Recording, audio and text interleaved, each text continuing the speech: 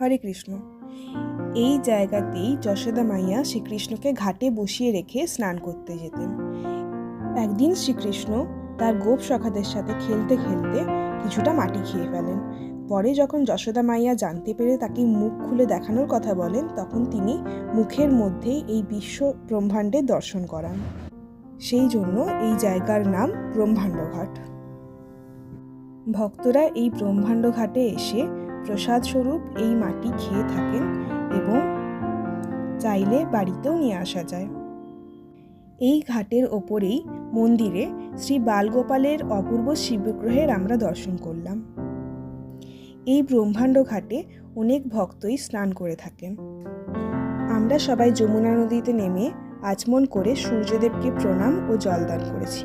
তারপর শুরু হলো ফটো তোলা। ফটো তোলার সময় বোনের শাড়ি ভিজে যাওয়াতে তারপর শুরু হলো তার শাড়ি শুকানোর পালা।